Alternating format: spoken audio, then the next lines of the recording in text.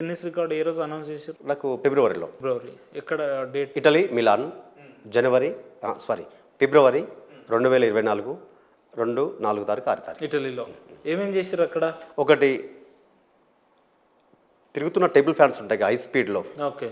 ఒక నాకంటే ప్రీవియస్ ఉన్న రికార్డ్ ఏంటంటే 60 సెకండ్లలో 35 ఫ్యాన్లు ఆపిండు. 35 ఫ్యాన్లు నాలుగుతోని ఓన్లీ 60 సెకండ్. 60 సెకండ్లలో ఎక్కడ కూడా బాడీలో ఫాట్ టచ్ కావద్దు ఫ్యాన్కి. టంగ్ బాడీలో ఫాట్ ఎక్కడ కూడా టచ్ కావద్దు.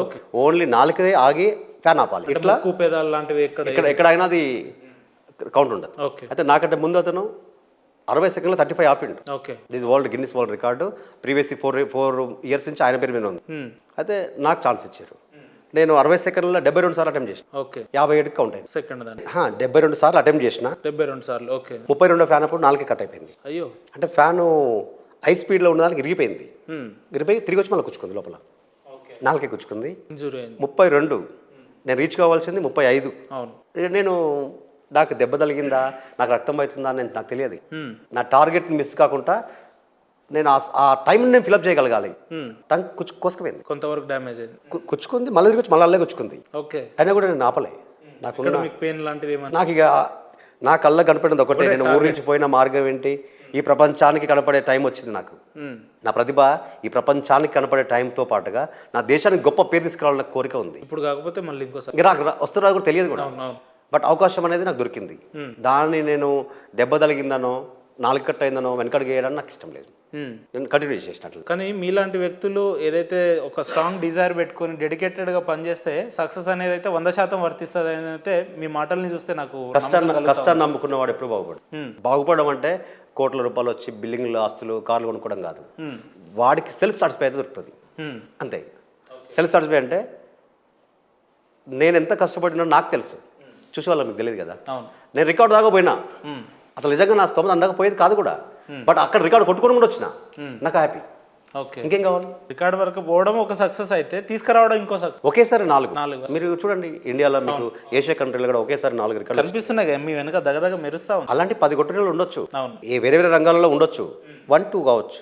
కానీ ఒకేసారి 4 అయితే ఓర్ తెలియదు నాకు తెలుసు. 4 తోటి అయితే ఫ్యాన్ ఆపగలరు. 4తో ఫ్యాన్ ఆపేసిన తర్వాత 2 ఫీట్ల కత్తులు గొంతులో పెట్టుకోవాలి లోపలికి. 2 ఫీట్ల కత్తిని దీనికి తాడు కట్టి వెనుక వ్యాన్ ఉంటుంది, అది 1944 కేజీలు ఉంది అన్న. 2 ఫీట్ల కత్తి అంటే నాకు తెలిసి మీరు ఒక 5 ఫీట్లు ఉంటారా, 6 ఫీట్లు? 5.5 అంటే మీలో సగం అన్నట్టు.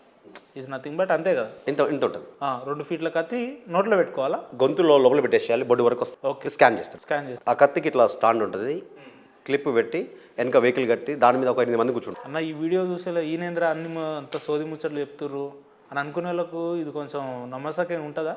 2 ఫీట్ల కత్తి నోట్లోకి వెళ్ళడం అంటే మామూలు విషయం కాదు. ఇప్పుడు సిగ్నేచర్ స్టూడియోలో నిన్ను మిస్గైడ్ చేయొచ్చు, గిన్నిస్ వాళ్ళని చేయలేం కదా. అవును. ఎందుకంటే ఇట్స్ వెరిఫైడ్. అవును. కొన్ని వందల లక్షల కోట్ల మంది దాన్ని వీక్షిస్తారు, దాన్ని చూస్తారు, అది రియల్ ఆఫ్ ఫేక్ అనేది తెలుస్తుంది కదా. అవును. వాళ్ళు ప్రతిదీ కూడా క్షుణ్ణంగా అబ్జర్వ్ చేసి అని పిలిచారు. 360 degrees సర్విలెన్స్లో ఉంటారు. కత్తి మీరు కట్ చేస్తే వెచ్చులు కట్ అయిపోవాలి. ఓకే. స్ట్రాంగ్ ఉంటుంది కదా. ఇప్పుడు అది పెట్టుకునేటప్పుడు కెమెరా కొడతాడు వాడు, లోపలికి వెళ్తుందా లేదా, ఎక్కడ దాకా వెళ్తుంది, ఇక్కడ దాకా వస్తుంది. ఓకే. లైవ్లో చూస్తూనే ఉంటారు వాళ్ళు ఆల్రెడీ. కానీ ఎట్లా వెళ్తుంది అన్న ఓకల్ నుంచి లోపలికి వెళ్ళాలి అని అంటే ఎట్లా? అంటే నేను ఒక 2 years ప్రాక్టీస్ చేసిన దానికి. ఓన్లీ 2 years ఒక్కదానికి. ఎక్కడంటే నేపాల్లో కాఠ్మండ్లో ఉన్నప్పుడు వాయు దిగ్బంధం అని ఉంటుంది. వాయు దిగ్బంధం అంటే ఇప్పుడు ఉదాహరణకి మీరు ఆహారం తీసుకునేటప్పుడు మింగేటప్పుడు గాలి పీల్చుకోలేరు, వాటర్ తాగేటప్పుడు కూడా గాలి పీల్చుకోలేరు, ఒకవేళ గాలి పీల్చుకున్నప్పుడు వాటర్ తాగలేరు. కానీ ఈ 2 నేను ఒకేసారి చేస్తాను. అర్థం కాలేదు. మీరు ఆహారం తింటున్నారు, మింగేస్తున్నారు, అప్పుడు గాలి పీల్చుకోలేరు. అవును. ఒకవేళ గాలి పీల్చినప్పుడు ఆహారం మింగలేరు. కానీ అట్లా మీరు చేయాలనుకుంటే ముక్కులోకి వచ్చేసేస్తుంది, సరణ పడింది అంటారు కదా. నేను ఈ 2 ఒకేసారి చేస్తాను. ఈ 2 ఒకేసారి చేస్తాను. ఈ యొక్క సాధనలో ఈ కత్తి పెట్టడానికి నాకు ఉపయోగపడింది. అదొకటి. అట్లా ఒకేసారి అంటే అక్కడ కత్తి పెట్టి గుంజుకోపోయింది, ఒక రికార్డులో వచ్చింది. నేను ఎట్ ఏ టైం 32 పెట్టి ఎట్ ఏ టైం 32 కత్తులు గొంతులు పెట్టి నేను ఫ్లిప్ చేస్తాను. ఇంకేమేం చేశారు? నెయిల్స్ 4 ఇంచుల మూల ఇట్లా చుత్తబెట్టి లోపల కొట్టేసేయాలి, తీసి బయట వేయాలి, మళ్ళీ పెట్టి కొట్టాలి, తీసి బయట వేయాలి, మళ్ళీ పెట్టి కొట్టాలి, తీసి బయట వేయాలి. అట్లా 60 సెకండ్లలో 22 కొట్టాలి. ఇది 3వ రికార్డు. 4వ రికార్డు హాట్ ఆయిల్. చాలా మసిలిపోతుంటుంది ఆయిల్లో. వాళ్ళే ఆయిల్ పెడతారు, వాళ్ళే చికెన్ పీసెస్లు వేస్తారు, వాళ్ళే మొత్తం హాట్ ఎంత కొలుచుకుంటారు, నా చేయి మొత్తం కడుగుతారు, దాంట్లో వాడు పెట్టిన పెట్టి తీయాలి.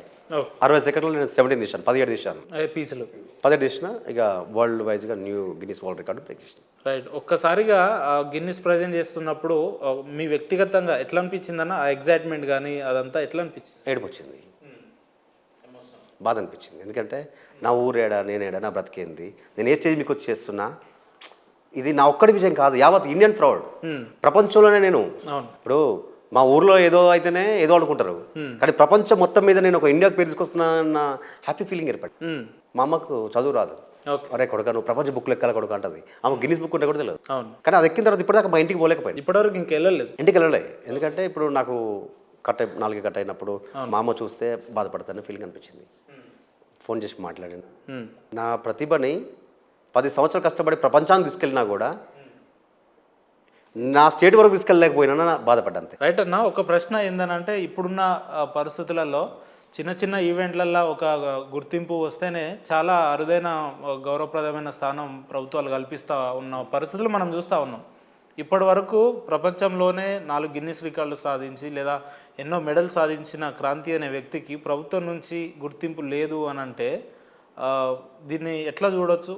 అంటే ఆయన ఉన్న సామాజిక వర్గంలో కూడా ఇది ఒక భాగం అని చెప్పి చాలామంది మాట్లాడుతూ ఉన్నారు. అంటే ఒకటి మీకు 2 విషయాలు చెప్తాను. తెలంగాణ ఏర్పడిన తర్వాత ప్రతి గ్రామంలో ఉన్న కళాకారుడు ప్రపంచ స్థాయికి తీసుకెళ్లే స్టేజ్ తెలంగాణ గవర్నమెంట్ చేసింది.